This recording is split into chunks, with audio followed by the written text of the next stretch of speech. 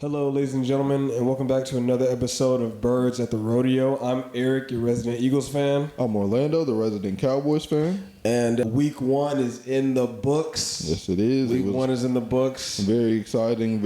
There were some lackluster games, but Yes. then it's some of the best football a lot of people have ever seen sprinkled in there. So, I mean, let's get to it, man. Of course, it started with us, Cowboys versus Eagles. Yep. Well, even before it started. Let's go ahead and get it out the way. Let's go ahead and talk about Spitgate. Okay, I'm just gonna say my piece. You can agree or disagree, and then we'll go from there. The way I saw it, listen, Dak Prescott rage baited Jalen Carter. I'm not even mad at him for rage baiting Jalen Carter. All right, anybody who saw the full video saw Dak spit at his feet on his home field, smirk at him, give him that little smirk he gave him, and then hide behind his offensive lineman. And then, of course, Jalen Carter, anybody who knows Jalen Carter knows he's a bit of a hothead. Blood gets boiling at that point. It is what it is. I am not condoning, I am not giving Jalen Carter a pass whatsoever. You should never spit on somebody else. I am not saying his actions were okay at all. And I tweeted this right when that happened. You may have saw, you may have not. I literally said, I would die to witness Vic Fangio light him up Friday morning, because I know that's exactly what happened. And I would have killed to have been in that room in that meeting, okay? Word just came out. He's not going to get suspended because they deemed him. I mean, he got ejected before the game even got played, so that was his one-game suspension. Right. He got fined $57,000. I'm sure, again, like I said, I'm sure his defensive coordinator, Vic Fangio, lit him up. I'm sure Nick Sirianni lit him up. Howie, Jeffrey Lurie probably even lit him up too. And it is what it is, man. He got rage baited. Dak played the game. He knew how to play the game. Jalen didn't. He fell for it. You just can't allow yourself to get baited in like that. And that's my thoughts on it. Okay, so I pretty much agree with all of that. When I first saw it, when it first came out, and it just said, because I was at work, like I said, and so I was working, and everyone was watching the game, but there was no sound, so we couldn't really see it. We could just see, like, you just saw him spitting. No, not even. We didn't even see the spit. We didn't even see the spit. We were just seeing the aftermath of Jalen Carter getting ejected. So we were like, "What's going on?" And then it showed the slow motion of him spitting on Dak. Yes. And I was furious. I felt like he spit on me. I felt like like a family member of mine. I was upset. Yes. And then of course the video comes out of Dak spitting on the ground first, which obviously, like you said, he rage baited him. He played the game. The only thing I will disagree with what you said is Dak hiding behind his O-line, because when he spit on it, Jalen Carter had the ability to spit on him because he stepped through his O-line. Well, yeah, no. I'm just talking about like literally he spit, looked up, gave him a little smirk, and then he backed up, and then after that, because they were in the huddle still. Yeah, whatever, fair enough. Semantics, but yeah, it happened. Jalen Carter, major mistake. Wasn't really lobbying for him to get suspended. No. I felt like you said, the one getting ejected before the game even started counted as his suspension. I have no problem with that. The fine, $57,000. That's a lot of money, man. So, I mean, even he's on a rookie deal. He hasn't gotten like paid yet. So he'll be fine. I know. But I feel like that's an adequate suspension for it. It wasn't like he knocked him over the head. It's not like he swung a helmet at a player with no helmet on. It was just the disrespect and the optics of it all. Yes. And like a lot of people have said, the league specifically has they came down on the offseason, told all the teams that player respect, opponents respect is going to be a big emphasis that the refs are kind of upholding this season. Right. Mainly you think that kind of deals with taunting, but which we saw taunting happen in the game too with Nolan Smith. Right. God, that was such a bang play, dude. Like, if he flexes the other direction, he's not getting that call. And so that's basically the biggest thing that the players are just going to have to do. It's like, you can still, because I know people are like complaining that they can't celebrate. I mean, I really don't agree with taunting at all. I think that they should be able to, do whatever. with the league like cracking down on that, the players are gonna have to just realize that you can still celebrate. You gotta just gonna have to, just turn around, run away, like tackle the throw and then just run towards the crowd. Right. Like, you know what I'm saying? There's plenty of ways to kind of avoid the taunting call. So right. And for anyone saying and back, just one last point on like the rage baiting thing.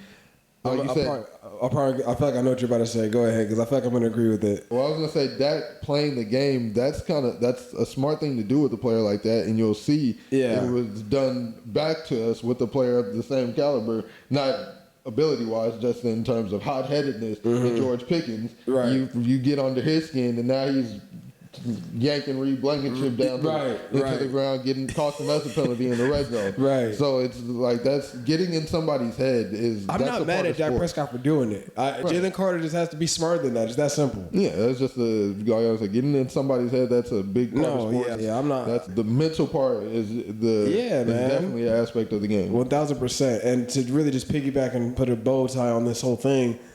I mean, there are Eagles fans who I saw on Twitter saying if Jalen gets suspended, Dak should get suspended. No, he should not. Yeah, that's not how that works. That's not how that works. Dak Prescott played the game. Jalen Carter fell for the game. He made a stupid mistake. Because if Jalen would have done exactly what, like Dak spit at Jalen's feet and then Jalen spit right back at his feet, it would have been nothing. Right. Yeah, no. Y'all got to stop. Dak Prescott would not have deserved to get suspended or fined or anything. He played the game. I'm not mad at him for playing the game. I can admit that spitting on somebody's feet is it's pretty disrespectful. Yes. It's like it's on his home field. Jalen took it up. Yes, I'm not. Yeah, no. Dak Prescott. If suspensions would have came down, he would not have deserved anything. Y'all got to stop with that. Y'all got to stop with that. But moving on, let's go ahead and talk about the actual game itself. I mean, what were your thoughts? I mean, y'all came out, man. I'll even say Dak played a pretty good game. Like he's always played pretty well against us. If you just look at his history playing against us. Y'all came out. Y'all played pretty well, man. Divisional divisional game, and it was tighter. Honestly, it was a bit tighter than even I expected. But honestly, I should have hung on that more so because I was telling everybody my thoughts. It was going to be like 34-17, right? I guess I was just thinking like the whole Micah thing would just really like make y'all lose that zap for week one. Like y'all gonna come out a little bit flat. Y'all didn't though. To y'all's credit, y'all did not come out flat. Y'all came in on our home field and y'all gave us a run for our money, man. So I will say hats off to the Cowboys. But yeah, man, what are your thoughts on the game? How do you feel like y'all played? Like, room for improvement, obviously. But what are your thoughts? I think we played very well. Like you said, Dak played a very great game. I think that it's almost a game that would be caused. Like I don't believe in moral victories, but it's almost a game that you would. If I did, that would be one of the games. Right. I mean, because everybody was expecting y'all to get y'all's doors blown off. Exactly. Especially that's what I'm saying. Like when before the game started, the game we were already, picked to lose the game by a lot. Then we lose Micah. So I felt like the team responded to that adversity in a way that I hadn't seen in a while. We usually actually start off pretty slow in terms of just being able to move the ball and stuff. And I think we moved the ball pretty well. Defensively, I feel the exact opposite as I did last season. I don't know if you remember specifically, but I remember saying that while I was mad, like defensively, it wasn't even like we had the players. The scheme, it didn't even seem like the scheme had the people in the right position. And I feel like that was the opposite this year. I feel like there were a lot of plays defensively where we kind of did as much as we could, and then Jalen, being one of the best mobile quarterbacks, he made plays. Yeah, it's like Lamar Jackson, Jalen Hurts, Patrick Mahomes. You can't just contain everything. Right. Like the play's not over once the pocket breaks down with guys like that. So I can't be too mad at our defense for those kind of plays. And I will say that it seemed like it was a completely different game for both teams after the weather delay. Both teams came out for halftime, played a couple drives, and then had an even longer break out an hour. It had to just sit there for an hour, and then got like 15 minutes to get loose again. Right, yeah. And it went from both offenses scoring points on every single drive to both offenses barely being able to score, to get a first down, let alone score points. Right. So I think that while I do think that our defense played adequately, I feel like a lot of that was dependent on that the third half after the weather delay happened. Yeah.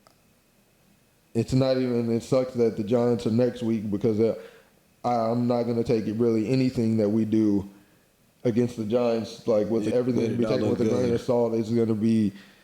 It's all they can do is like disappoint me if they beat them 40-0. Yeah, it won't matter because we've done that before. Right. So it's like at this point, it's going to take another week to really see what the team as a whole can do, even offensively. Right.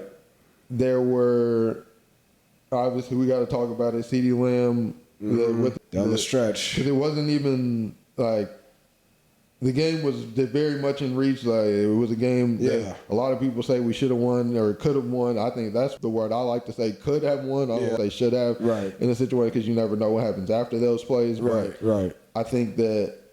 But me personally, like I said, would definitely you can't leave that game without mentioning the drops that CD had. Right.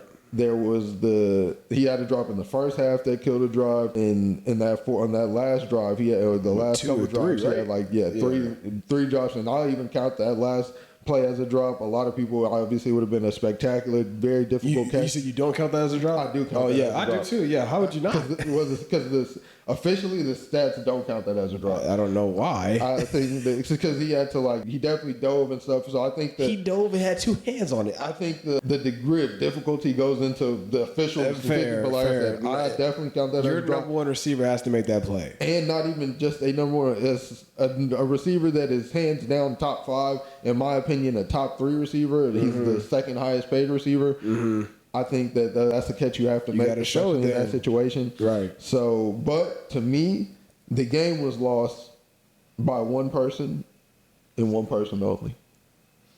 And who is former Eagle Miles Sanders? Oh.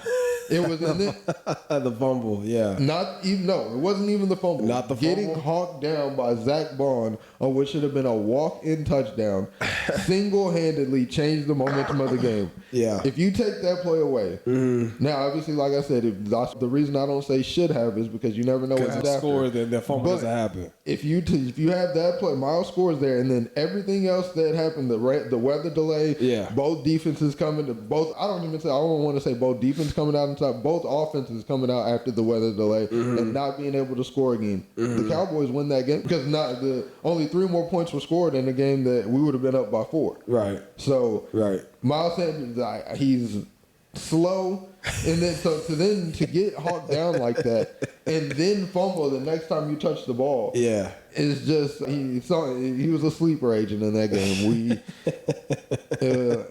That's why a lot of things, like I say, I feel like he might not be in that position again. Hopefully, I was calling for him to be cut after that game just because it wasn't like CD where he was killing all game. Or Derrick Henry, we'll touch on that later, where he's killing all game and then has a mess up like that. He was our second running back, and we have a lot. We have 2 rookie running backs that are.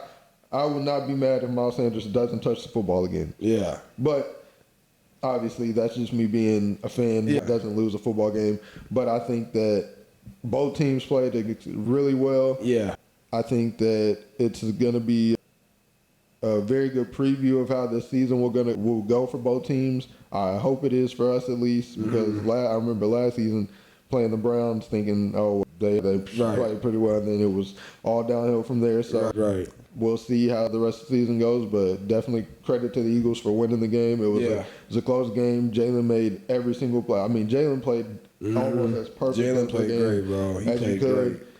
I think he only had 4 incompletions, 3 of which it was either 3 drops in the throwaway or 3 throwaways in the drop. It was something like that. I think.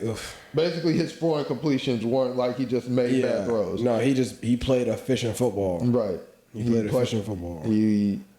The defense, credit to Zach Bond because not only did he make that play, hawking down Miles Sanders, there was another play where he was guarding Jake Ferguson on that same drive, which would have been a touchdown. Great coverage. There's a little bit of an underthrow by Dak, but still I mean, broken up by Zach Bond. So. Right. I'm telling you, bro. I really think Zach Bond is the top 2 linebacker in the NFL right now. I mean, he proved. I mean, based off last season, he was. Right. Yeah. Like I think it's him and Fred Warner at the top, man. I really do. I really do. I don't disagree at all. And shout out to the rookie Jahad Campbell forcing that fumble. He had a heck of a game, man. I'm very excited to see what happens with him down the line. But I mean, yeah, man. You know, I don't disagree with anything you said. Really, I'll just say, you know, for me personally, and you know, we've touched on this time and time again. I saw a lot of rust. Right? Why am I seeing rust? Because we don't play our starters in the preseason. Right? I saw a lot of that. I just want them to play a series. Like, literally give them 10 to 15 plays. I agree. And then call it. We saw that time and time again this week. We saw it last night, Monday Night Football. Well, you know, we'll touch on that in a little bit. But, like, teams that play their starters, they tend to start off fast. Look what happened with the Jets and the Steelers. Aaron Rodgers out here throwing 4 touchdown passes. What happened with the Chiefs and the Chargers. Right. I mean, Aaron Rodgers, I guess that's an anomaly because he signed with them late. But, I mean, the rest of their starters played, you know what I'm saying? Like, no, I agree 1,000%. Yeah, man. Like, Nick. A drive, at least, I'd say a drive every single game. Right. Every preseason game. And I'm tired of the worried about injuries or whatever. Dude, guys get hurt in practice. They get hurt working out. Injuries are going to happen. It is what it is. Like, it is what it is. That's why you're playing the other guys after them anyway, right? To develop them. So, yeah, man, I just please, Nick Sirianni, just please consider playing your starters a series in the preseason. That's all I'm asking. But, I mean, yeah, man, with us, man, I expected us to come out a lot better defensively. Obviously, losing our best player on defense, Jalen Carter, before the game even starts, that obviously hurt us tremendously. Definitely. Did not get the interior pressure that I wanted to, even with Jordan Davis playing at his best weight. And Jordan Davis, he got to show me something, man. This is his 5th year. This is his contract year. You got to show me something, man, especially when your guy, Jalen Carter, goes down gets kicked out, really. But you got to show me something, man. You trying to get paid. We're trying to keep you here. We, opted in on your 5th year option. You got to show me something, man. You too big. He was playing so high majority of the game, dude. And like that one play, he blew it up immediately. He had Dak for a sack. Didn't bring him down. Dude, you are 6'6", 350. And you run like a 4.9. There's no reason you shouldn't be making that play. I agree, but I feel like you just got to give – you can't even say like – I know it was a great play by Dak. Yeah. You know what I'm saying? But like you got to make that play. Like, I got to see more from Jordan Davis. Our edge guys, Josh Uche, he was our best edge player, really. Nolan Smith, I'm still a believer in him. I think he'll have an all-pro season.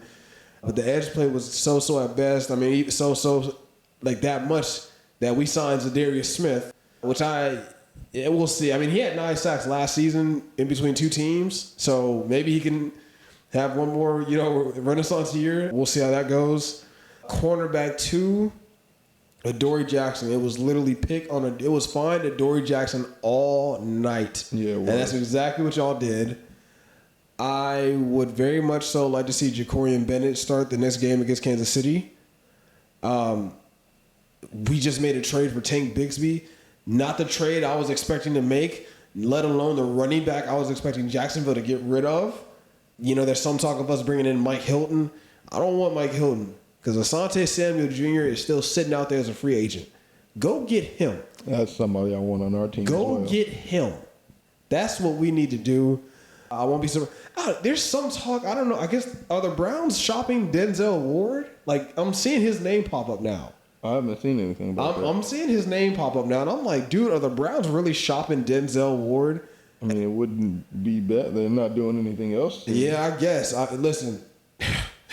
If they're shopping Denzel Ward, I mean, best believe Howie Rose was going to make a call or two. Definitely. I mean, reports came out now. He called y'all about Micah, and which he offered the house, and he could have offered every first for the next 10 years. Right. I'm saying no. Yeah, no, and I understand. And honestly, I wouldn't have wanted him, man. It just history has shown time and time again. A former Eagle goes to the Cowboys or vice versa. It just does not work. It doesn't work. I don't want that. I don't want that. And sure enough, we saw it in this game. Right, yeah. I don't want that. I've seen that time and time again. I don't want to watch that movie again. Yeah, man, but obviously just a lot of stuff to clean up. Offensively, every time A.J. Brown, he only got one target and one catch. Yeah, he made the one catch. Listen, it is what it is. It's week 1 in NFL football. It's hard to win in the NFL, man. All right? Definitely. And, Saquon only rushed for 66 yards, I think. I think it was 60 and then Jalen had 60. Yeah, dude, like Jalen Hurts was literally our best player offensively that day. He was our best player. And I'm fine with that. Again, what I always say about Jalen Hurts, I just need him to play fast and decisive. That's all I need Jalen Hurts to do. I trust him completely when he's locked in like that. And that's what he did. Obviously, Kevin Matullo, new offensive coordinator, his game plan early was to get Dallas Goedert the ball. He had 5 catches in the first 2 drives alone. So obviously he wanted to attack the middle of the field. I like that. We hit Jahan Dotson on that deep bomb. But I'm not worried about A.J. Brown. I'm not worried about Devontae Smith. We have selfless guys. You know what I'm saying? I'm not worried about that. A.J. Brown will get his. Devontae will get his. Dallas will get his when he can. It is what it is, man. All right, I'll just say we're a run-first team, but we're like an explosive pass run-first team. You know what I'm saying? That's just who we are, and I'm fine with that. I'm totally fine with that. But yeah, man, a lot of rust. A lot of sloppy play, and I attribute that 95% of it to just not playing your starters in the preseason. I'll keep dying on that hill, man. Just play your starters some. I'm not. Yeah, we'll see, man. Some coaches do it now, some don't. I just want Nick Sirianni to just one year just say, you know what, all right, let's just get the fellas some run. Tired of starting off slow, even though Jalen Hurts is literally going undefeated in his week 1 starts. Or as a starter in his week 1 games, but it could be a lot cleaner, man. But it is what it is. Like you said, we got the dub. We got Kansas City coming up, which I kind of. Did you watch that game? Yeah. Well, I watched the first half. Yeah, It's early. It's early, but I'm just gonna throw this out here. I really think there might be trouble in paradise. Travis Kelce, I don't know if you saw, because I think in the second half. He headbutted Jawan Taylor. Got in his face. He seemed like a very hothead. Travis Kelce? Yeah. Yeah. Yeah. Maybe it's like that old saying, stuff like that really starts to show when you're not winning. Because Jawan Taylor had 3 false start penalties. And obviously, listen, to be headbutted. Anybody who knows. This is with helmets on, right? Yeah. I mean. Well, but it's just anybody who knows about the Kansas City Chiefs, Jawan Taylor, they know, we all know, he's probably, I think I said it, he's probably the worst starting right tackle in football. And Kansas City is not getting rid of him anytime soon. His cap hit is crazy. They signed him to a 4-year, $80 million deal. Can't get rid of him because, listen, they can get up that contract. If they can get somebody to take that contract, man, I forgot the name of the GM, but that's a dub. But that's not going to happen, right? And we know he's good for at least 2 to 3 false start penalties a game. That's crazy, right? And yeah, Travis Kelce, he in frustration, man. He headbutted him. He's yelling at him. Obviously, probably obscenities and everything. You're seeing it live. Yeah. So that happens. I don't know if you saw, but there was a clip of the defense going at it on the sidelines. And man, I'm watching this game, and I don't know if you felt this way, but I'm seeing Patrick Mahomes is on the same page with one person only. And that's Travis Kelce. Not one of his other receivers was he on the same page with. Hollywood Brown, I didn't see it. Xavier Worthy, he got knocked out by his own teammate, by Travis Kelce early. Right. Patrick Mahomes was out of sync with every other receiver. They didn't run the ball particularly well. I don't know, man. I feel like I'm seeing cracks early, dude. I really do. And I know it's week 1, so I'm saying that it's week 1. I could be like, Eric, what are you talking about, right? But I'm telling you, man, I will not be surprised if word comes out as the season progresses, right? Because listen, dynasties never end smooth. Yeah. They never end smooth. Something has to come and end it. Right. They never end smooth. So I'm just saying, man, we'll see. We have them coming up this week. I like our chances. Mm-hmm. Even as currently constructed, I like our chances. So, yeah, man, that's what I'll say about Kansas City. No, I agree with that a lot. I think that, like you said, dynasties has something. There has to be a reason that kind of break it up. You never see them kind of just ride off into the sunset gracefully. So, I mean, you could be on to something definitely, or it could just be week one. So, right, we'll definitely see how that goes. Time will tell. And for us, like I already mentioned, we have the Giants. So I'm not even gonna really touch on them. I'm gonna touch on a few more things from week one that I didn't really mention yet. Kenny Clark, the new addition to the team from the he looked pretty good. Yeah, he played right. Okay. Yeah. That was some of the best D tackle play we've had against the run in years. Yeah. He had 5 total tackles, but his presence was felt a lot more than that. Right. No, he played good. Another thing, Broughton Schottenheimer's first game as the coach, and I think he played or called a pretty good game. Yeah. I wasn't mad with I can't think of a decision I was very upset with. And another thing I really want to give him credit, obviously, it's week one. This is something y'all are going to have to continue doing throughout the season, is the penalties. We're usually a very highly penalized team, and that was not the case in week one. So hopefully he can continue that. And one thing I want to while I was watching the game, this is just something that I just had to get off my chest. While I'm watching the game, we're sitting there. I'm at work, which is technically we were at a bar watching the game. Yes. There's a lot of Cowboys fans in the building. Yes. There's one man in the entire bar who's not a Cowboys fan. And he's not an Eagles fan either, not right? an Eagles fan. Wouldn't be mad if he's an Eagles fan. You root for your team, you go. I wouldn't even be mad. I would have been less mad if he was like a fan of some other team and also hated the Cowboys, if he just, because we get that. Yeah. But this guy wasn't a fan of any team, was just going against the Cowboys just because the rest of the bar was going for the Cowboys. And that's so annoying to me. And I want, if we have one of those fans watching who are just go against the grain type of guy, explain yourself. Why? What do you gain from that? Because while watching the game, he's sitting there saying, like, before the game started, he's like, oh, y'all ain't got nothing. Y'all about to come. Y'all getting the ball first. Ooh, easy 3 and out. We go down and score on the first drive. Yeah. Oh, well, that doesn't mean nothing. Second drive, y'all had that. That's the script. The second drive will really show you what y'all are about. Go score a touchdown on the second drive. And it's like throughout the game, he's, oh, y'all won't convert. You know what comes after third or 3 on third down, saying it's about to get a 4th and we're not going to convert. And then we convert. And it's like, never once was he like, oh, dang, I was wrong. Good job. It's like he just, until y'all won't do this, we do it. Y'all won't do this, we do it. Y'all won't do this, we do it. And then finally, he would be right about one thing. Like, oh, I told you, man, y'all ain't got like both pounding his chest. And it's like, dude, you've been wrong for an entire half of football. Right. One right on an incompletion. Spitting hot breath. Like, I just don't understand what y'all gain from that.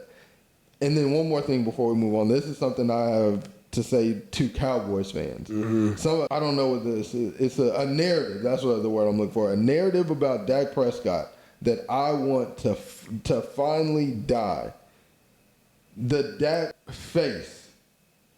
Have you ever heard any Cowboys fans? It's not just Cowboys fans. People talk Cowboys haters also, but it's mainly. I think I've heard of it. They say that Dak makes a specific face in games we lose before he throws an interception, basically right before he messes up. And I've been screaming from the top of my lungs since it started. I think I might have talked about it on here before. I don't recall us talking about this. That is just his face. He makes that face in every single game, before touchdowns, before first down, before third downs, before if anytime they zoom in on his face, that is the face he makes. This gets sort of like this blank stare. Yeah. His mouth kind of opens a little bit. He's like kind of looking at that. That's just his thinking face. My quarterback makes a goofy face when he thinks. But that is not he does not only make that face before he messes up. Yes. I hate that narrative. I honestly don't even know why it makes me so. It just grinds my gears so much, but I just that narrative, and I say that can it die here because if you were watching the game, it zoomed in on his face in this game, and there's not a single play. Or obviously he didn't play perfect, but during crunch time there wasn't like a single play where you could say, oh, he didn't throw any interceptions. Obviously there were some, but even the almost interceptions were because his receivers dropped the ball. There was one where CD slipped. Right. So he had, I think they should have caught that one. They keep that. They think they said he did have one turnover worthy play, but I can't remember one. I think it might have been that one. The two should have been interceptions. Those weren't on Dak. Yeah, so in that game, he made that face. So obviously, there's no correlation between the face and him not playing well. Right. So please, can we stop that? Well, you heard it here first. Dak does not make a face when he's about to mess up. But moving on to the rest of the week. So we can. Let's see. You want to just start with the Giants and Commanders, the division? I mean, I didn't even get to watch that game. I just know. Okay. I mean, I'm friends with a couple Giants fans, and I mean, the sentiment that I saw and heard was O-line play was atrocious. Definitely. Brian Daboll's not even committed to starting Russell Wilson next week, but I think that's because he's coaching for his job right now, right? In the same breath, though, I don't think if you trot Jackson Dart out there with that bad old line, he's not going to fare any better. No. So, as sad as it is, you might just want to stay the course. I told my friend Christian, he's a Giants fan. I told him, I was like, look, man, I mean, best case scenario, y'all get a top 5 pick. Y'all can go get Francis Mauga from Miami. He's a tackle. Obviously, they need it badly. So, yeah, I mean, obviously, Commanders beat up on them. And yeah, the Giants. I didn't even watch that game. The other game that I was able to watch for most of it was the Jets and the Steelers game, which, hey, I did not expect that game to be as offensively firepowered as it was. Mm-hmm. But man, listen, Aaron Rodgers still got it. I thought he still had it, right? I was here for him going to Pittsburgh. Their defense has to figure it out. Justin Fields, he played pretty good. I'm not gonna lie, he played pretty good in my eyes. Even though he was a quarterback wearing 2 gloves, and I will bet my last dollar. Teddy Bridgewater. He's the only one that I would say was a good quarterback that rocked 2 gloves. Everybody else has been bad, in my opinion. Obviously, it's a little league, but I played quarterback before. And you wore 2 gloves? No, I didn't. I've never been understood how someone would be able to like throw accurately with the glove. Teddy Bridgewater is the only good quarterback I'll give that to. I'll give that nod to. But yeah, man, Justin Fields, he looked pretty good. Their defense looked pretty good. It was a good game. It was a good back and forth game. Justin Fields, trying to prove that he belongs and he could be a starter in the NFL and be a good one and be a franchise quarterback. Aaron Rodgers has proven that he's not washed, and to do that against your old team, the Jets. I'm sure. I know he said he felt good about it, and yeah, man. I will say the Steelers defense, man. I mean, you got all those all pros on there, and you made all those moves. Cam Hayward got paid. I didn't see him at all. It was like he wasn't even there. He just got he raised hell about getting a contract extension and all this and that. You got an extension, so I mean, come on, you were an All-Pro last year. Come on, man, like what? Shoot, because now for me, I'm not gonna lie to you, I'm not here for the age excuse with him anymore. Because you were an All-Pro last year, and you were boo-hooing about, and you just signed a contract, and you were boo-hooing about getting more money. So I don't want to hear that about him no more. T.J. Watt, obviously, he made his presence felt. Darius Slay, I'm not going to lie, Slay was kind of getting worked a little bit. Like Garrett Wilson. Jalen Ramsey, he was kind of all over doing his thing. But, yeah, the Steelers defense, man, they have got to figure it out. They have got to figure it out. Yeah, that was the only game, I guess, in the early set that I was able to watch. Obviously, in this game, I was able to watch the Sunday Night Football, which... Well, I only watched the only game I was able to watch was the Giants and Commanders. Okay. Just because I wanted to. So what did you see in that game? So I saw the Giants are again about to be one of the worst teams in the NFL.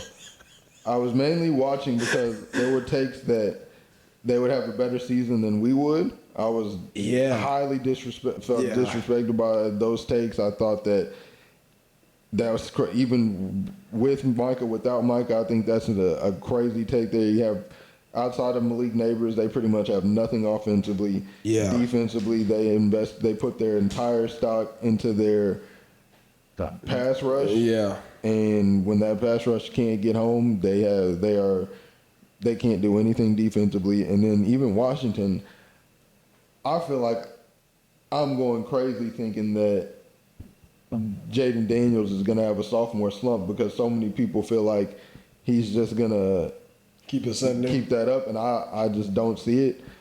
I think that the Commanders, how'd the Commanders look to you? Did they look better? They look like a team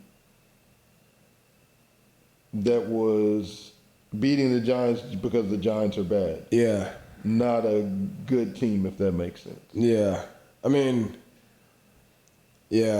the thing with the Commanders is, right, they overachieved last year. We all know they overachieved. Their defense wasn't getting any younger. They tried to get younger, bringing in Marshawn Lattimore and all that. But, the O-line play, they brought in Laramie Tunsil to shore that O-line up. But, I guess everybody's just looking at it as Washington's window is open now because they have Jaden Daniels, right? That's how everybody views it. But do I think Jaden Daniels will have a sophomore slump? I think I gotta watch him. I gotta watch him this season first before I make a call on that. Cause I don't know, because everybody will say if you're a running quarterback, it just takes teams one season. It just takes the league one season to figure you out, right? That's what people say. But right, Lamar's 7-8 seasons in now. Well, Lamar's generational. No. I don't think Jaden Daniels is. He has all the tools and athletic traits that Lamar has. But you know what I'm saying? Like what? It's not so much just about I can't think of another way to ask this question. So I'm just gonna ask you, what separates Lamar from Jaden in your eyes, I guess. And again, to me, Lamar Jackson's the best player in football right now. Basically, I wouldn't believe Lamar could do the things he does if I didn't watch him do the things he does. So basically, the longevity of him doing it. Yeah. No, you're right. And I think really that's just what it's going to come down to with Jaden Daniels too, right? Like, can he not only repeat what he did last year, but can he build on that? So I think time will tell. Like I said, I got to watch him play with my own eyes first before I make a decision on whether or not I feel like he's going to have a sophomore slump. But the Washington and the Giants. That's almost a throwaway game, man. Especially week one, that's almost a throwaway game. Let's go ahead. Speaking of Lamar, let's go ahead and get into Sunday Night Football, man. Contender for Game of the Year, oh my gosh. I'm just gonna say this. Yes, of course, if Derrick Henry does not fumble the football, Baltimore more than likely wins the game. Right. But the problem is, this is a scary, lingering trait that the Ravens have had for the past couple seasons. It is. They just come up short in the big games. And it's not even like they just come up. They'll have leads. Yes. They've blown. They just cannot finish the job in big games. It's kind of crazy. And I'm nervous because, God, dude, can you imagine if they can't figure out how to get over the hump Lamar's whole career? That's going to be sad. I saw some people talk about, I saw a tweet. They talked about Andy Reid, when he got fired, right? And basically, John Harbaugh, that might have been, I don't think that was his first year. Basically, the whole sentiment was we fired Andy Reid, hired 2 new head coaches, and won 2 Super Bowls in the same span that John Harbaugh's still been with the Ravens. Right. And the whole sentiment was basically you can pivot your franchise and still bounce back quickly. Yeah. Right? Hey, man, look. If the Ravens don't get it done, if they don't, I'm not going to lie. I think they should I think they should represent the AFC in the Super Bowl this year. I think they're the best team in the AFC. Right. If John Harbaugh can't figure out a way to get them back to the Super Bowl, I think there needs to be some real talk about what his situation is there. Yeah, definitely. I think that for those who don't know exactly what we're talking about, the Ravens were up in that game 15 points. Dude, with 4 minutes left. Yeah, and then and also both defenses were just non-existent. Yeah, I mean, Kyle Hamilton tried to make a couple of plays here and there. He got hurt, and then Buffalo, they came into the game with some injuries. Ed Oliver played pretty well though, but yeah, then so they were up 15. Josh, they go down, score really quickly, and then the next drive, Baltimore's running the ball. Even they're running the ball well. Dude, he ran for 150 yards? Yeah, something. He had a great game. And then he fumbles the ball. They get the ball back, score again, and then Lamar Jack, they get another chance to go down and take the lead and in the game. But they think they went 3 and out, maybe 4 plays, 5 plays at max, and then Josh Allen got the ball one more time, went down, got them in field goal range for what's his name. Matt Prater. Matt Prater, literally who they called. Dude looks like a high school teacher. A couple days ago, not weeks ago. He red-eyed from Arizona to Buffalo. They kept saying didn't know his teammates' names. They thought he was a coach. Had just met the placeholder and everything, and that didn't even. It was the fireman drill. Didn't even have a timeout. Had to run out and then kick it as the time was expiring. Made the game winner. So. I mean, definitely do want to give credit to the Bills for Josh Allen 1,000% played out. He just played outright outstanding. I'm not here for the Chris Collinsworth, Josh Allen, hype train. Because I don't know. Me personally, I feel like the Chris Collinsworth's whole commentary was basically saying Lamar's just Josh Allen's doing. No, it was definitely biased, right? It was. I don't think I was really listening as much, but in terms of him saying, Josh Allen, Lamar. No, It was definitely both of them going blow for blow. Yeah. Dude, Lamar, oh, God, he's just not fair. Oh, my God. The play where he ran 15, 20 yards backwards, then gets the first down. He's just not fair. I was impressed that Ed Oliver was able to get him down the first sack. Yeah. When he grabbed him by the ankle and was able to get it, I was like, dude, that's insane. It might have been just to prevent an injury, he got him to just look, let's go down. Right. And so, but like we said, both quarterbacks played amazing. The way the game ended is just very tragic for Ravens fans. Yeah, dude, it's just to endure all these fourth quarter blown leads. It's the big games too, be able to finish like this. I feel like that's definitely not something I can't not relate to. So I feel their sentiment. I know it's very hard, but I have a take about this game that I don't know if I feel like most people would disagree with. Okay. When I say this about Dak, obviously no one's going to listen to me. It's just going to sound biased, but I feel like this game shows that not only is winning not quarterback stat, because what else could Lamar Jackson have done to win that game? Yeah. But I'd go as far as to say winning is not a skill. There's not anything what I think is the things that your position is asked to do as a running back. Or as a receiver, I'll say. Your speed, your ability to run routes, your ability to catch the ball, those are skills. I'd say even being clutch is a skill. Being able to do those skills in the moments, but the aspect of winning is not a skill. You can do everything your position is asked to do at the highest level, but that does not just translate to a win. Yeah. I feel like the skill aspect in the sense is the things that you do on the field. And yes, they can contribute to winning, but winning being a skill, to me that says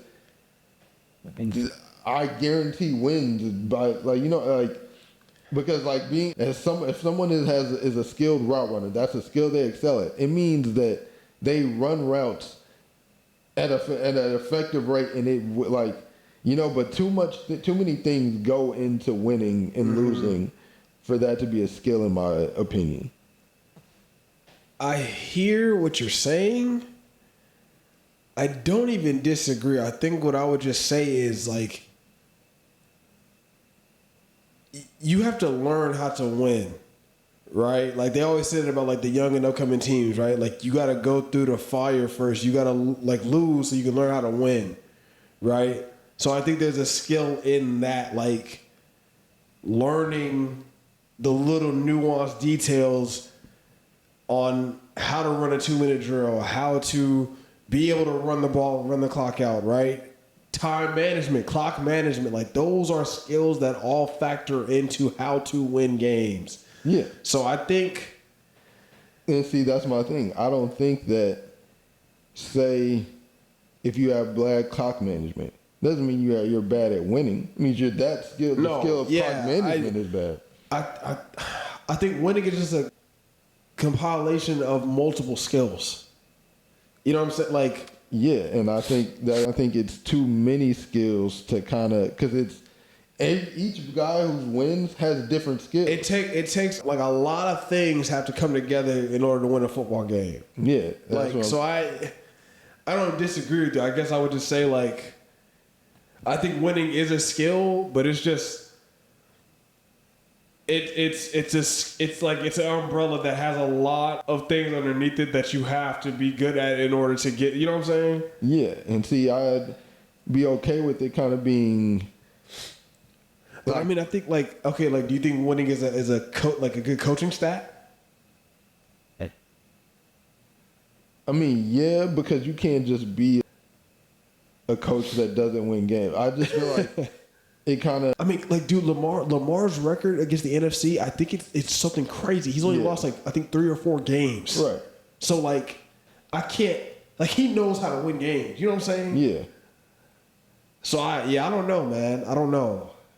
Like I don't disagree with what you're saying. Like I'd be okay with it being kind of like talked about as the umbrella with all the, but. The thing is, people ignore all the things under that umbrella that it takes and just look at it as the all-encompassing, oh, he knows how to win. Right. He doesn't know how to win. When you say relative to Dak, are you, like, because people say, like, I mean, what? Because what's his record as a quarterback? His win-loss record as a quarterback? It's not bad, is it? Oh, he definitely has a winning record. Yeah. So, like, what do you mean relative to him? Just in the sense that... In the big games, you mean, or...? Yes. Okay. I feel like... Because all of these games that, well, I will say, like Lamar, there have been some of these losses where he has made mistakes. And he didn't play well. Same with all the, like, every quarterback is going to have a game. Yes. And it's just that, like, for example, I saw, and I'll say this quote, it was a literal, this is on a YouTube video from a random Cowboys fan. I even say his name. It was... Jay Zapata 1. I feel like this is a quote that applies to both the Cowboys and the Ravens. And because Dak Prescott and Lamar Jackson are the quarterbacks of these teams, this is criticism that gets put onto them. It said the Cowboys are the best team in the NFL at snatching defeat from the clutches of victory. Somebody always has to underachieve. Yes. And it's just like, because that's the case for the entire team, the fact that it's not always Dak or Lamar is just like, how we're, like in our game, Dak, he almost couldn't give CD better. Y'all didn't lose that game because of Dak. In that position, and it's just like, I just think that because if they have similar playoff records, Dak's 2-5, Lamar's 2-4. Yeah, that's just something that until because in the sense, say this was a playoff game and it went exactly like that. And CD drops those passes. Yeah. Until like his playoff record isn't going to improve until he gets CD to catch those passes on top of Javonte Williams not getting hogged down and fumbled. Lamar Jackson, he's not going to get those wins until Mark Andrews catches that easy ball, until Derrick Henry doesn't fumble, until his defense doesn't give up 40 points. Right. Same, like, you know what I mean? It's like their playoff record, it all boils, like I've said this before. Well, I don't think wins are a QB status just because too much goes into a football game, and until they get those complete performances from the team, their playoff record isn't. Because if you look at guys with winning playoff record, it's not like they're having they're having hiccups like that, and they're just overcoming it. They're getting complete games from the rest of their team. Yeah, I mean, I don't disagree with that. I think I would just, and I'm not even going to call it pushback. I think I would just say, and that is why quarterbacks are viewed as the most important position in sports, right? Like, it's the biggest mantle. It's the biggest names. You are the franchise, right? And fairly or unfairly so, you're going to get the credit when you win, and you're going to get the short end of the stick when you lose, whether it's deserved or not. Lamar Jackson doesn't deserve blame for this. I mean, really, Derrick Henry doesn't even deserve blame. I mean, he fumbled, but he rushed for 150 yards and 3 touchdowns, I think. Derrick Henry had a phenomenal game. He had one mistake, and he had a phenomenal game. If Baltimore's defense just says, you know what, let's just hold them here, let's figure it out, don't let them march down the field, right? I mean, Keon Coleman, he looks like he's finally showing up in his second year. Oh, that catch, dude, great concentration by him. That shouldn't have happened. Yeah, you know what I'm saying? That's insane to lose games that way. You know what I'm saying? So the touchdown after was that? I don't know. I think that was a touchdown before. That was the touchdown before the field goal. But yeah, man, Lamar can't control that. Yeah, and it sucks, but dude, that's the name of the game. Unfortunately, we talked about it with Dak ad nauseum, right? You're the quarterback of the Dallas Cowboys. You are going to get viewed with a lens so tiny, right, and a microscope so tiny. He sneezes wrong. You just said it. Dak Prescott makes a face when he messes up. Apparently, yeah. You know what I'm saying? It's just that's the name of the game. That's the name of the game, you know, and winning is the biggest thing. There's a short menu. Rob Parker says it all the time. There's a short menu in sports, man, wins and losses, you know, and it is what it is. I mean, shoot, I could be wrong about this. What's Tim Tebow's record as a starting quarterback? I'm not sure, but. You know what I'm saying? I mean, it might be 500 at least, but we all know Tim Tebow was a horrible quarterback. Right. You know what I'm saying? So, I mean, we've seen bad quarterbacks win Super Bowls on the backs of Hall of Fame, all-time great defenses, right? With the Ravens early, with Trent Dilfer, right? I mean, come on, man. We've seen that time and time again.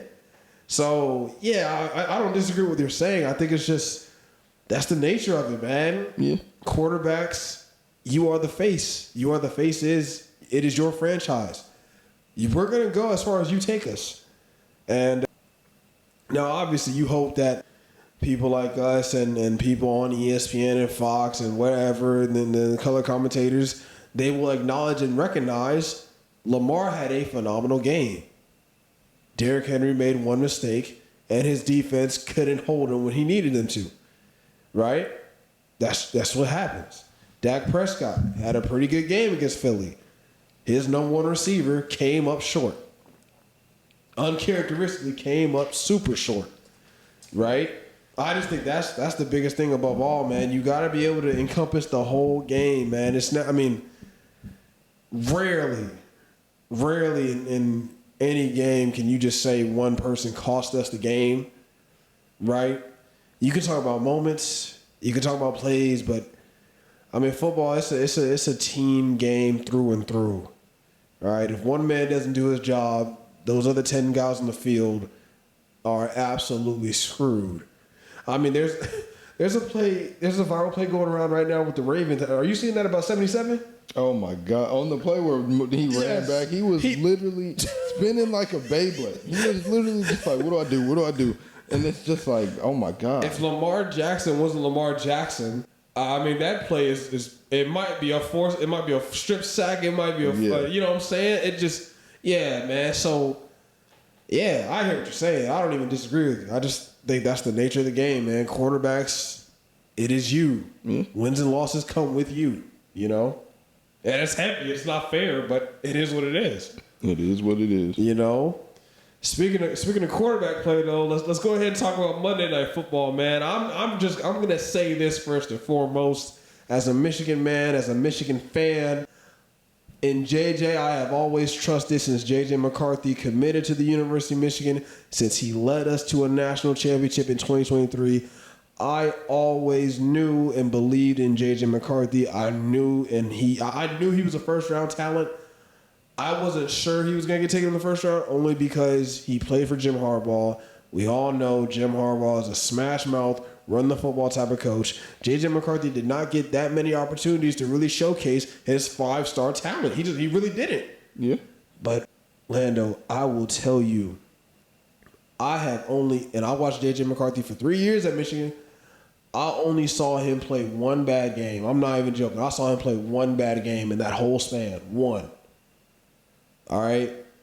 Monday Night Football last night, going up against the Bears, divisional opponent in Chicago, right? First game of the season, first start for J.J. McCarthy. It's looking rough in that first half, man. Chicago was lighting them up. Their defense was all over the field. They were flying around, disguising coverages. He didn't know. Peyton Manning, did you see what Peyton Manning said? Yeah, it was a play. He thought they got him on the him. He said, I played 18 years. I thought it was man. I know J.J. McCarthy thought it was man. You know, you got, and it's easy to think, you're J.J. McCarthy, you're in Minnesota. You got the best receiver in football. You got Aaron Jones. You got T.J. Hawkinson. Mm-hmm. You got, we know he's out right now. Jordan Addison, he's suspended. You got Adam Thielen back. You just got Adam Thielen back. You got a top-notch defense. You got Kevin O'Connell calling plays. It should be easy money, right? Well, the Bears, again, divisional opponent, I think, and we know this, playing in the division, man, you learn how to play those guys. The Bears defended Justin Jefferson tremendously, and they didn't even have their top 2 corners. Yeah. They guarded him tremendously, right? So obviously, Justin Jefferson probably going to be JJ's first read on most plays. Definitely. Right? Kevin O'Connell, I didn't love his play calling, especially in the first half. I mean, dude, you got Aaron Jones, and you're giving Jordan Mason more carries. I was kind of confused by that. Now, granted, he was having a better game, but I'm not going to lie, I got Aaron Jones. I just got to get him touches. I just got to figure out ways to manufacture touches for him, whether that's him splitting out wide. We saw JJ hit him on that touchdown, right? I got to figure out ways to get Aaron Jones the ball. He's too important of a player for us to not just manufacture touches for, right? In my opinion. A big thing, too, Christian Darrisaw, the Vikings standout left tackle. He's still recovering from a knee injury. He was out. Yep. His backup was getting worked. His backup was getting worked. Really, the whole Vikings offensive line, the first 3 quarters were getting worked. Didn't they give up all 3 sacks in the first half? Yes, they were getting worked. Everything going against JJ, bro. Then he throws that third quarter, he throws that pick 6. Oh my God. I'm like, man. But I'm watching, I'm just like, nah. I'm like, nah, bro. I know JJ, dog. I know. Throw that pick 6, came back out there. And it was like a flip switch, bro. It was like the quarterback's kind of switch ability. Yes. Because to start the game, Caleb was 10 for 10. Exactly. Playing lights out. And then I don't know what happened. And I'll say this too about Chicago. I think what that really came down to was first Minnesota couldn't get in a rhythm. Chicago got out of rhythm and couldn't get back into it. A lot of false start penalties, pre-motion penalties. Yep. A lot of that's just attributed. I'm attributing that to Ben Johnson's play calling and the new offense as the coach. Right. New offense, new play calling. We know Ben Johnson's a very on time, on target type of coach. And when Caleb was doing that, easy money, right? It was just going up and down the field. But when you get false start penalties, pre-snap penalties, all this and that, man, that slows your offense up, man, and y'all just get out of rhythm, But yeah, I'm giving JJ a round of applause. I want to say I told everybody. I know it's only week 1, bro. I'm telling you, I firmly believe JJ McCarthy will end up being a top quarterback in the league. I saw it. I always know he had the talent. I knew he had the talent in Michigan. He didn't get the showcase like that. But I saw it, man. I know what this guy is capable of. Like I said, I've only seen him play 1 full game bad and then a half. I'm telling you, I have not seen J.J. McCarthy play bad football like that. So and I'll say it, dude. You got Justin Jefferson. That's who you're working with. You got Justin Jefferson, Jordan Addison when he comes back, T.J. Hawkinson, Aaron Jones. Jordan Mason. Yeah, Christian Darrisaw when he comes baback. They have the weapons. You know what I'm saying? Like Minnesota's defense, like on paper, they're supposed to be better, right? They didn't look better last night for the most part, but they got, I forgot, they got Jonathan Allen and Javon Hargrave. Van Ginkel's coming back. Yes, Jonathan Grenard, he's there. They traded Harrison Phillips, but I literally forgot they got Jonathan Allen and Javon Hargrave. Like Blake Cashman, Harrison Smith still going strong at like age 35. Byron Murphy back there. They signed Jeff Okuda. We'll see how that goes. But yeah, dude, like, nah, I think Minnesota's going to be a big player this season, man. I really do. And if you're Kevin O'Connell, you're elated because for the past couple seasons, right, really ever since you've been at Minnesota, who was it? Yeah, it was Kirk. Yeah. I don't know, was he there? I don't think he was there for Keenum. I don't know that he might have been there for Case Keenum. I can't remember. But I mean, if you look at Minnesota, right, you had Case Keenum, Kirk, Sam Darnold, right? All older guys, all in their last couple years in the league. Definitely. But now, if you're Kevin O'Connell, he has his guy. A fresh start completely. He has his guy. J.J. McCarthy is only 22 years old. He has his guy for the foreseeable future. So, yes, in J.J. I trust. I didn't play fantasy this year. If I would have, I would have taken him. Yeah, I feel kind of good about it, though. I'm in a good synergy, but yeah. That's actually funny because I was just about to say, don't disagree with all of that, but I will be praying on their downfall. I don't like the Vikings. Oh, yeah. And it's funny because the reason I'm not playing fantasy football is because last year, playing fantasy, now disclaimer, I won this game. It was not like I lost and just swore off fantasy football. It was a game I won, but was in a dogfight with one of the worst fantasy football players I've ever met in my life, my friend Christian, who is a Vikings fan, which I'm praying on their downfall. Yeah. But yeah, it's just a crazy coincidence all that. But yeah, I also did not play fantasy football. I was in a dogfight with him last season, ended up winning, but was like, this is just ridiculous. I'm betting on, I don't even remember who it was, but it was like, I'm freaking betting on Jordan Mason to get 7 more yards. I was like, I can't do this. I just got to worry about my team. Right. Well, yeah, man, that's what I take away from Monday Night Football. Did you have anything you want to add on it? No, I agree with all that. Like I said, it was kind of a tale of two quarterbacks. Yep.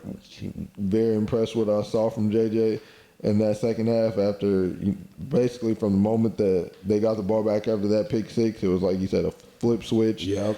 Switch flipped.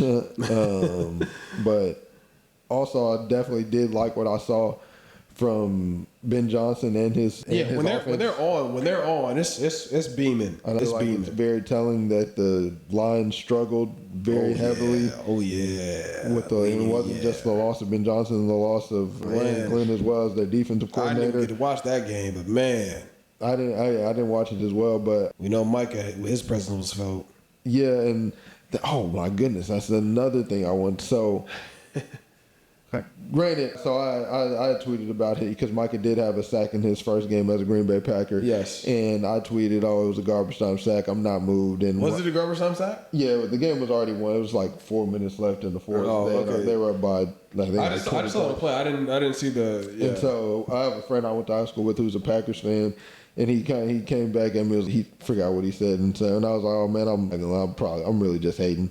It was garbage time. It was an amazing play, no matter when it happened. Chased him down On the backside. But at the same time, his presence, that was what he told me. He was like, man, his presence was felt throughout the whole game. Basically, he said something along the lines of, we hadn't seen something like this since Clay Matthews was here. Dude. And he forced the interception too, And so that was because I think he had like 5 pressures. Yeah. And I have a question. How are pressures even because that's another thing a lot of people are, because in terms of the Mike situation, I've moved on and everything, but with Kenny Clark playing the way he played, everything, I feel like you're good. I'm good. Yeah. Our defense isn't, Micah Parsons doesn't make our defense worse. No, but do you feel like, just to go back to our game real quick, he would not have changed that game. No, but like, I don't know. Did you feel like something was missing from the edge though, a little bit with him not being there? I think something was missing from. But something was gained in the middle. Yeah. Okay. Yeah. And I feel like that's been our problem. And maybe this is, people are going to call it cope, but I feel like a top end DN like that isn't as necessary for us, the team, to be successful. Because that's a hot take. I think sacks are, if they get the sack, yeah, it's great. But a lot of what we're saying, people are saying, because say Micah had 12 sacks. Yeah. They play 17 games. That's not even one sack a game. The sack coming at the end of a pivotal game can very absolutely win that game. But how often does that happen? Where there's one pivotal game, he got that sack and it just completely changed the face of the game. Yeah. That's not that often. And now the people say, well, the pressures he got. Well, I need to do some more research. Yeah, I'm not exactly sure pressures are calculated. Because me and my friend were talking about it today. He's a Houston Texans fan. Yeah. And we were talking about Dak under pressure and CJ under pressure. CJ was pressured on like 47% of his dropbacks. Yeah. And was 9 for 10. But he was 90% when under pressure. So it's like, who cares? Yeah. When he was pressured, and Dak was pressured on 14% of his pass and completed 75% of his pass. He gave up 0 sacks. And it's like, pressures are, you want to rush the quarterback, you want to get him uncomfortable. But if he's still completing the pass, I'm not moved. Yeah. So I hope Micah I hope he fares well in Green Bay. That's what I'll say. Yeah, I mean, I guess the only thing I'll say about that is because you know what they say. Like they say, the top 3 positions in football: quarterback, edge rusher, and tackle. Yeah, those are the top 3. Like you gotta have those. You have to have bookend players at those positions. So it's interesting to hear you say that. Y'all won the Super Bowl last year. Yeah, we had phenomenal edge play. Y'all Josh Sweat, Brandon Graham. Oh my God, I miss Brandon Graham right now. Milton Williams in the middle. Jalen Carter, obviously. Like we were just stacked across the line, like completely. I think that tackles, they're the 2 of the best tackles in football. No, but I'm saying that with your team last year, edge play wasn't. No, it was key. It was key.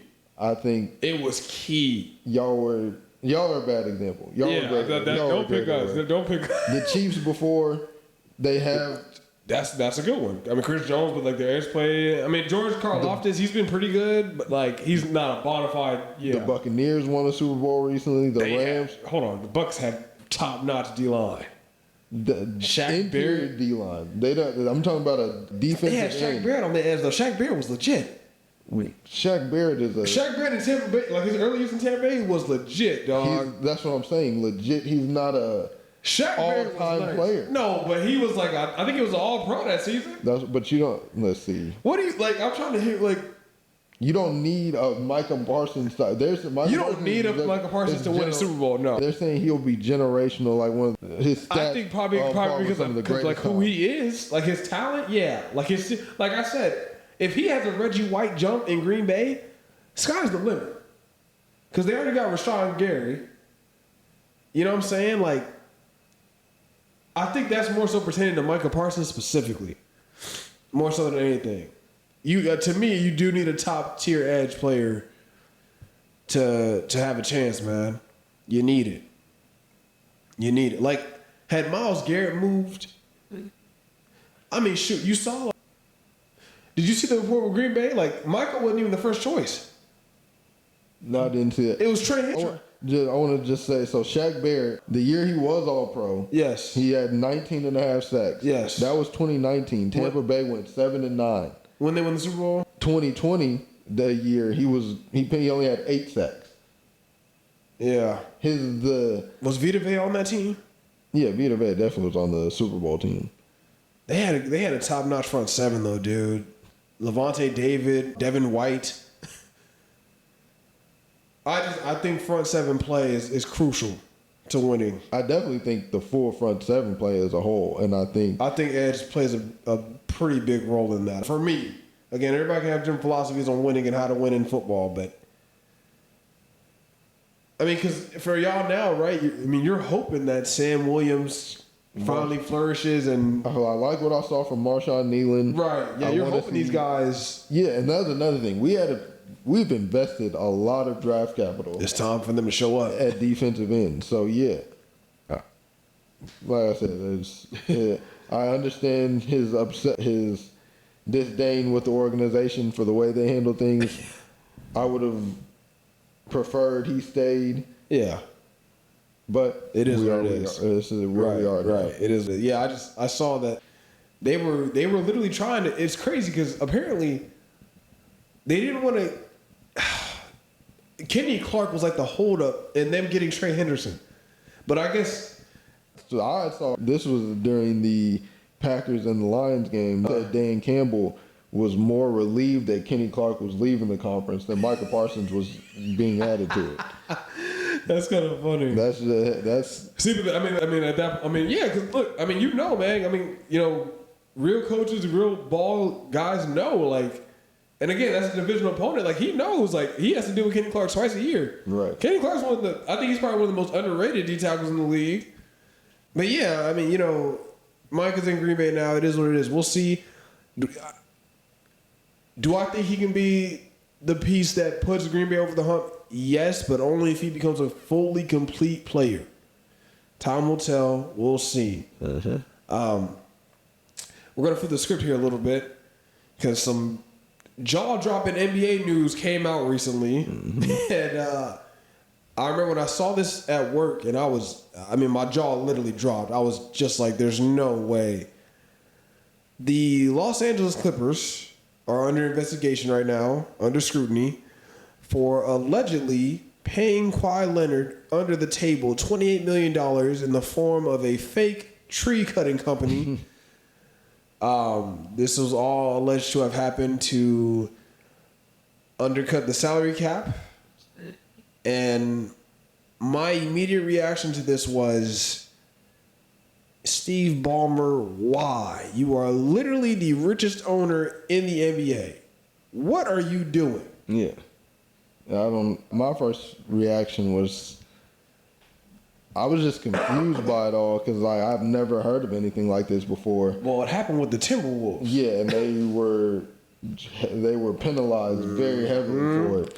So I'm very interested to see how the league handles it. Because, like you said, allegedly and all that. But the Clippers have come out and vehemently denied it. Right. But if things were to come out that these things were true and that he actually was paid that amount of money, I'm very interested because he is one of the faces of the league, one of the best players in the NBA. Yeah. Obviously, the team is going to have to forfeit picks. They don't even have that many picks, though. That's the crazy part. They don't have that many picks in the future. And I'm curious to see how much longer Kawhi his career extends, if it even does. Yeah. Just because he's at the age to where if they were to say, oh, you can't play next season, maybe. I don't even know if they would do that because I don't think they penalize the players in Minnesota. I feel like with one player like this, do you? Because you're in a way, what is? Because do you feel like the onus is more on Kawhi or the Clippers? I think it's equal. I think both. 50-50. Yeah, I think it definitely takes two to tango. I think the Clippers should, like I said, they should lose. They should be penalized in the way that affects them. You would fines, loss of draft picks. Yeah. And then Kawhi, he should have to miss games. And so if they I just wonder because remember Kawhi came over with Paul George, so I'm really wondering did they did all that just to get Paul George? The amount of demands he had to come here. You know what I'm saying? Right. They did all this just to get Paul George and not win anything. Yeah. That's the whole the worst part of it. Right. You just look at it all. When you really break it down, y'all did all this to make sure you had enough cap space to get Paul George to not win anything. Now, say if they would have won a championship, do you think they would have to forfeit the championship? Oh my God!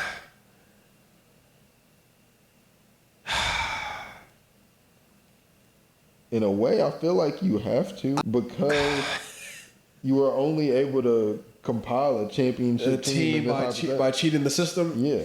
Yeah, because it's crazy, right? Because they didn't cheat the game, right? But they cheated the system. Exactly. So I guess they would have had to, right? It just, God, this is such a slippery slope. Yeah.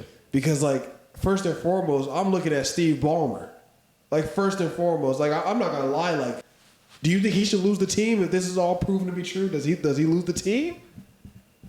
I mean, I wouldn't be surprised. That's because it's almost like you have to make an example, almost show the league what happens if you try to cheat us this way. The salary cap is one of the most and surely the other owners are going to be pissed. Yeah, especially another if they're like, oh, we could have been paying people under the table if we could just do that. Right. Oh man, I don't even. Now, do you think other players are being paid under the table? I mean, I saw something that they were they're going to look into Jalen Brunson and the pay cut he took. Oh no! If he has any fake companies, not in Mecca. Oh my God, not in the Mecca. I hope not, but I don't think. Yeah, I don't think Kawhi is the only case. No. I mean, again, we saw it with Minnesota. Yeah, I mean it was a while ago, but we saw it with Minnesota. I just, yeah, dude. I think if it's proven true, I mean, what does Kawhi get half a season? I'm really asking myself, should he get suspended? I don't even know at this point. With Kawhi, his punishment, they should force him to play. That should be his punishment. Yeah, because I really don't know. I do know that the Clippers should get a crazy fine.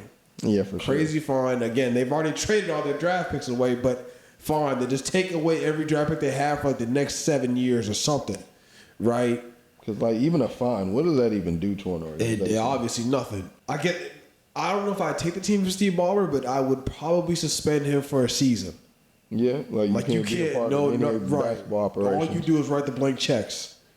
You have no association with the Clippers for a whole season. I'd probably do that. Yeah, I could agree. With Kawhi, golly, man. Because, yes, if it's proven true, he agreed to it. But see, Rob Parker made the point, well, what's he gonna say? No. Well, they only did it because that's what he was asking for. Is that what you saw? Wasn't in the sense that it's not. You think they just offered him an extra $28 million? Well, again, it wasn't even an extra $28 million. It was just $28 million that they didn't have to take out of their cap. Yeah, that's what I'm saying. So it wasn't even an extra. It was just basically part of your contract is going to be under the table. Mm.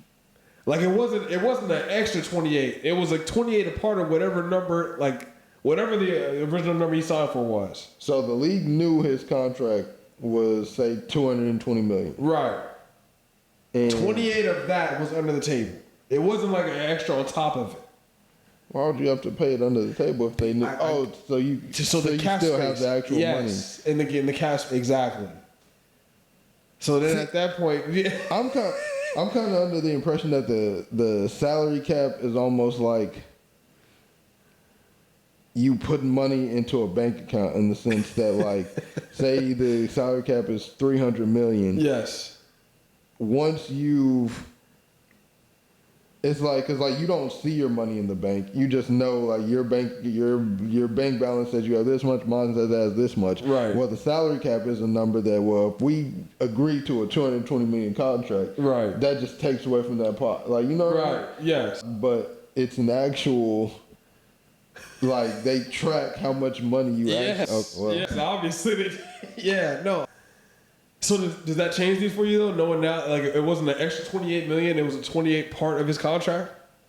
Does that change anything for you? Well, yeah, I feel I feel like that. He agreed to it, but I mean, they had to come to him with this and say, all right, look, and it was I bet you it was probably a conversation of look, man, you want Paul George to come here. This is what we got to do. Well, I mean. Yeah, I agree with Rob in the sense of why would he say no when he's still getting his money?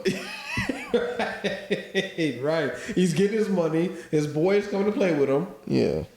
I understand. I still because Now, while yes, it's like, oh well, yeah. Why wouldn't I say no to these things? Just because, because you're not allowed to do that. Right. There are consequences that might come with that. Yes. So that's why I could see and agree with him. I guess I wouldn't be mad if Kawhi got penalized. I don't see it happening. First of all, Adam Silver is a very, very player-friendly commissioner. I'm really interested to see how hard he comes down on the Clippers. Just this whole situation. Definitely. Because he has to bring the hammer down. He has to. We'll just see if he's actually ready to do it. But yeah, man, it's I was not expecting this story to drop. It came out of nowhere. Yeah, out of nowhere. But we'll see, man. Obviously, things will keep coming out and we'll see where this path unfolds. For sure. We'll see if it's even true. If it's true, right? Again, the Clippers came out, vehemently denied it. So this could all be nothing. But I heard some folks talking about it, man. They got court documents. Kawhi Leonard's name is on some stuff, and his signature's on some stuff. Definitely. So I'm assuming this is not just smoke. Yeah. Okay. Before we get on out of here, Lando wanted to, and I don't even know but what was the motivation behind this? Because I have a hill I'll die on that is okay. I feel like it's insanely obscure. You know what? Go ahead. We'll just get right into it. A non-sports hill that you will die on. Lando, go. We missed last week. We wanted to try to kind of incorporate some non-sports topics, and so, like you said, this one is a hill you will die on, and it's sports related. Yes. And in my opinion, I think that the greatest actress of our generation, the actress who we've seen give the greatest performance. Yes. I could give you 1,000 tries. I don't think you'd ever guess who I'm about to say. I'll probably not. Go ahead and run the name. I'll probably not. Miranda Cosgrove. What? What? And I'm not joking. I'm not being facetious. I mean that wholeheartedly. Miranda Cosgrove is the greatest actress in our generation to you. Obviously, like under 30 or people under 30, like around. All right, she might be like 30. Miranda Cosgrove. When I tell you, you will not be. And this is iCarly. What else has she done? Drake and Josh. That alone, right? Has she done anything else? That's all she needed to do. We've never seen. Can you name me another actor, actress, and this is honestly in history, who's given you two completely opposite acting performances? Think of Megan Parker and Carly Shay. They are the two most opposite. That little girl was the most evil, conniving, just little brat we might have ever seen on television. And Carly was the complete 180. She was nice, sweet, bubbly. Yes. A whole and because in my opinion, I think the ability of acting is most shown in your range. Yes. Somebody this might give me some, but somebody like Denzel, while I can respect his work, how often do you see Denzel play a character who's unlike his other characters he plays? I got to really think about Denzel, but I'm with you. Like, to me, Adam Sandler is a great niche actor. Yeah. For what he does, for his role. Yeah, for sure. He plays. So I'm with you on that. I'm just gonna throw one name out here. It might be a more mainstream answer, but I'm not gonna lie. I feel like Zendaya might give her a run for her money. We've seen Zendaya do a lot. Bubbly Girl. I didn't even watch her stuff on Disney, but Bubbly Girl on Disney. I'll give you that. Spider-Man, but then Rue in Euphoria. She's done. I give you that. I feel like that is She did that tennis movie. You know what I'm talking about? She did that movie where she was like having like threesomes with like tennis. Dude, like she's done a lot. I like that. I think Zendaya. It might be Zendaya for me, dog. I respect that though. And on the flip side, Now, this is actually a little bit before our generation. He's older than us in the exact same sense. A person who got completely underrated, he got typecast because of this. Jaleel White. Oh, yeah. Is one of the greatest actors. In the same sentiment, he did that on the exact same show. Yeah. Now, he played there, and he went as far from Steve Urkel to Stefan Urkel. Right.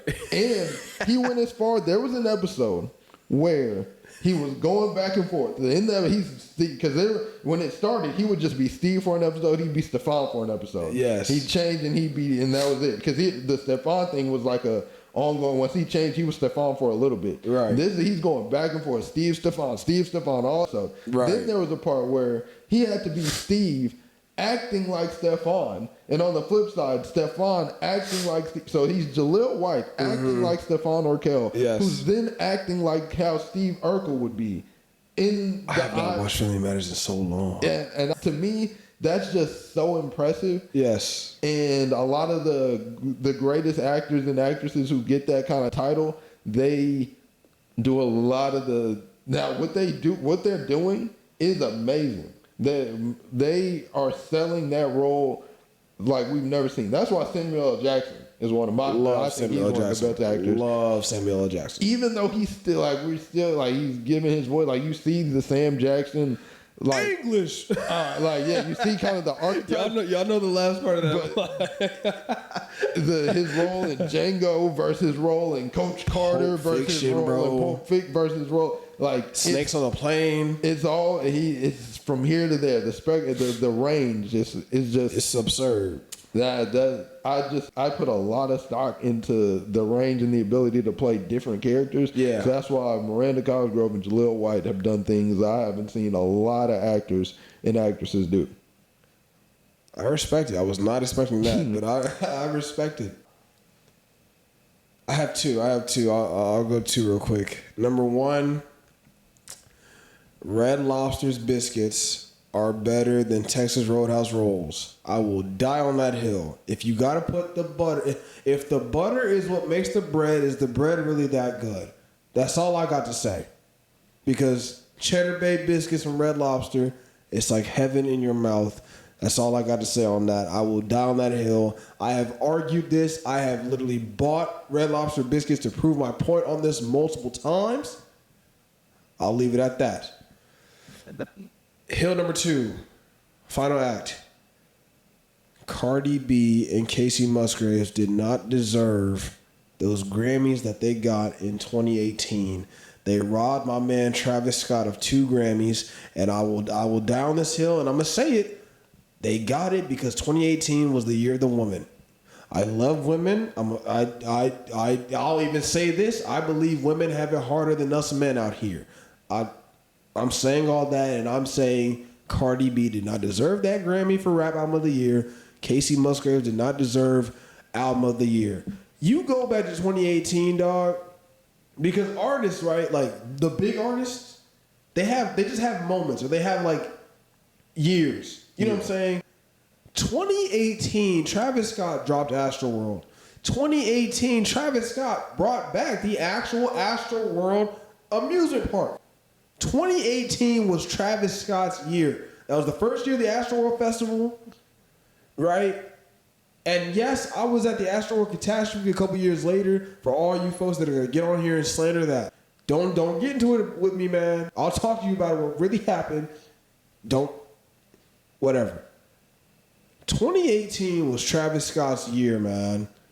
He did the Super Bowl that year.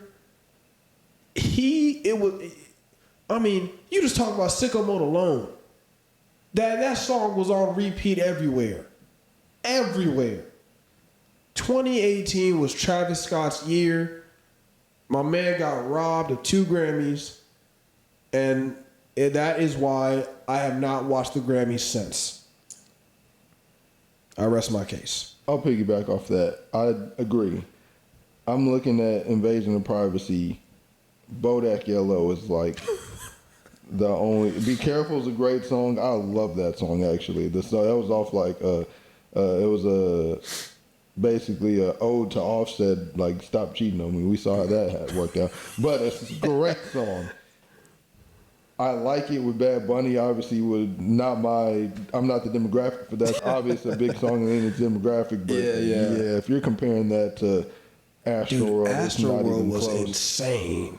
And I feel like, and then also to be back, I think because you said that's when you stopped watching the Grammys. I actually stopped watching the Grammys, but I think this is universally agreed upon is that Macklemore didn't deserve the Grammy he won.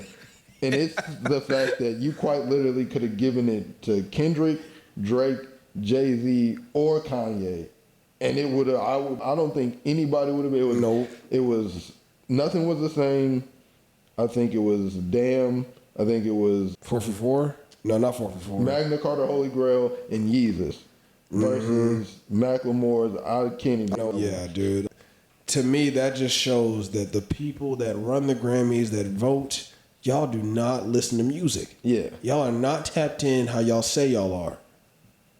I just can't do it. It's a joke. It's a joke. So, yeah, those are the hills we are willing to die on. Yep. And, yeah, man, yeah. Thank y'all for tuning in for another episode of Birds at the Rodeo. I'm Eric, your resident Eagles fan. I'm Orlando, the resident Cowboys fan. And we will be dropping every week throughout the NFL season. Yep. So stay tuned, stay locked in, like, comment, subscribe, follow us on Instagram, subscribe to our YouTube channel, follow us on TikTok, follow us on Twitter. Yep. His mama named him Twitter. I'm going to call him Twitter. Always. And let's get that football back. It was it's great to have football back, man. You know what I asked myself, because it's the 20th anniversary of Sunday Night Football. I was like, man, I said, what did people do before Sunday Night Football? Like, seriously. I honestly don't know what I used to do because, like I've said before, I got into football kind of right before we got Dak and Zeke, so like 2013, 2014. Right. And it's like, I don't even remember what I was doing before I was like, because it's like my entire week is like when it's just, I'm waiting until the next, I can start watching football again. Yes. So, yeah, man, y'all keep watching football. We're going to keep watching football. We're going to keep giving our honest opinions and takes. Yep. And thank y'all for joining us along the ride. And until next week, peace. Later.